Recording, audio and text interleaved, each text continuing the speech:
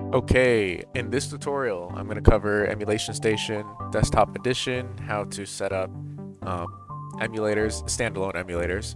This doesn't come with any emulators by default because it is just a front end.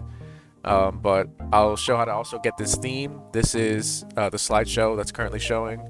Has the mix image, which is the disc art, box art, logo, and a screenshot of the game. And one thing I'll mention before I get started, the title of the game folders and the game ISOs does matter, especially the game folders, because when you're using the scraper to get all of these images from the internet, it's looking specifically for the title of the folder. So if it's something weird, and if it's like, I don't know, like Gran Turismo 4, and it's got like parentheses, translated parentheses, version 2.8, another parentheses, European plus Spanish language, like it's just not going to work. You have to make it as short and concise as possible so that when the scraper is looking, it's only getting art for that specific title. Okay, so with that out of the way, we can get started. I did write up a little tutorial here just to make it a little easier to see the steps. What we'll begin with is the ESDE installation. So you'll go to this link. I'll have it in the description. It will install ESDE, you'll launch it, and the first thing that you'll see when you open ESDE is it'll prompt you to install a ROMs folder. Now, you'd want to make sure you're installing this folder somewhere where there's enough space, because if you're going to install a lot of ROMs, like for me, I have right now over 220 ROMs. I'm sitting at a lot, like hundreds of gigabytes. So you want this ROMs folder somewhere where you'll have space. Now, you're not installing games into the ESDE folder, you're installing it into the ROM folder. So just keep that in mind. ESDE, again, just the front end. It's just for launching the games. Now, the ROMs folder is going to look something like this. It'll come with a bunch of systems. You kind of want to just delete any system you're not going to be emulating. Trust me. ESDE will launch a lot quicker with less folders here. So just keep what you're going to use. So in my case, what I'm using currently is just these folders here. So I kept it as short as possible, whatever I plan on emulating, just so it boots up faster. And yeah, it will take up quite a lot of space, so keep that in mind.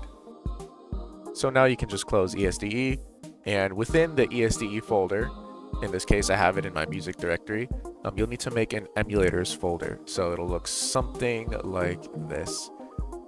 You see emulators, we can go ahead and click that. Now, the names of each folder here matters a lot, and I'll explain why. So if you go back to the ESDE folder here, go to Resources, Systems, and in this case I'm on Windows, so we'll do Windows, and then esfinerules.xml. If you right-click this with any editor, so I'm using Notepad++. An example here, I was previously looking for Xbox emulation. Won't be doing that in this tutorial, but it'll show you the exact file path name that's required. So in this case, the folder would have to be called Zemu for Xbox.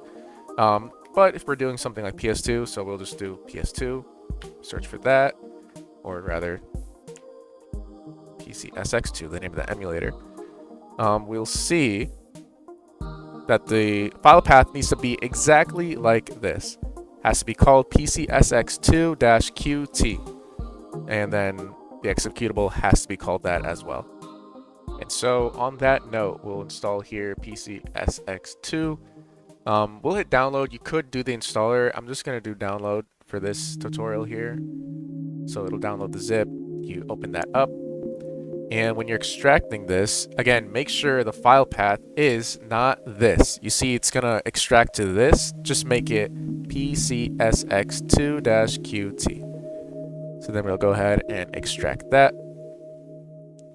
And then once this is done, you will basically click and drag this to the emulators folder. We'll go ahead and cut, go back to where ESDE folder is, emulators, and then you paste it in here. Obviously, I'm not going to do that for this tutorial because it's already installed, but you get the idea.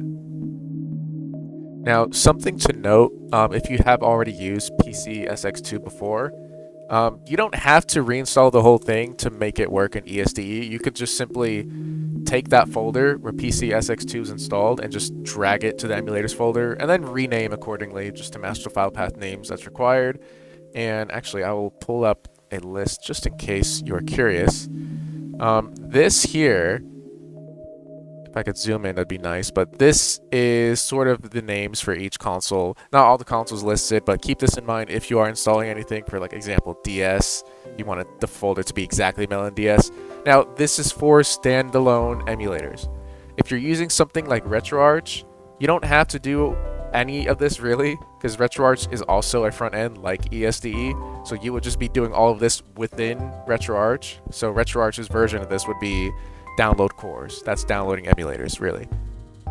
And I'll mention this before I forget, but when you're doing standalone emulator setups like this, every emulator will require manual configuration.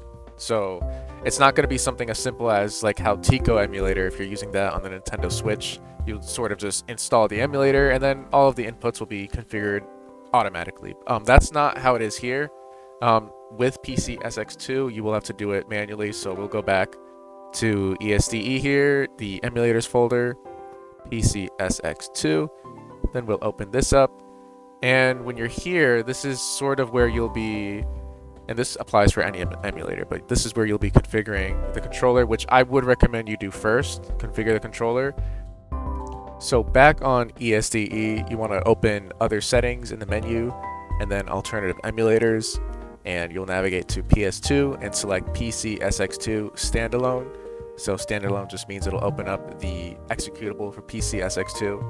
And I would also recommend, if you're using PCSX2, to enable full screen and also like maybe a specific monitor you want it to show up on. So in this case, I'm using my CRT, so I always have it show up on monitor 3.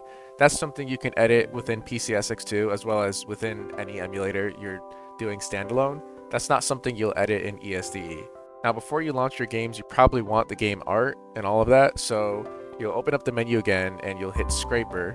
I would recommend using Screen Scraper as the source, but if for whatever reason, maybe your game is too niche or there's not a lot of art on the internet, you can always select the game's DB. Usually that'll find the art if it's missing. Sometimes it won't come with everything, sometimes it won't come with the mix image, because mix images are usually community made. Comes with like the cover art and all of that, disc art, logo. I would recommend doing all games from Scrape These Games because it'll be your first time, but it doesn't really matter much here. Under Scrape These Systems, select PS2 and just hit start. It'll find all the art and you should be good to go after that. Now the theme I'm using currently is Canvas, so you can go into UI settings and into the theme downloader to find Canvas.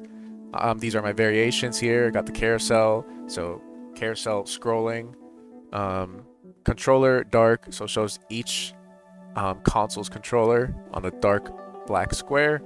Theme font size, I'm using medium because I'm using this on a CRT with low resolution, so I want things to be visible. And aspect ratio, automatic, doesn't really matter here. A lot of this will come down to personal preference, but this is what I'm using currently. So if you want to copy this, you can just copy this. And yeah, that's pretty much it for the tutorial. If you have any more questions, just leave a comment, DM me. I'll be more than happy to help. This was just for PCSX2, although the written tutorial that I wrote was for GameCube initially. So if you just want a transcript of that, let me know and I can send that. But yeah, thanks for watching.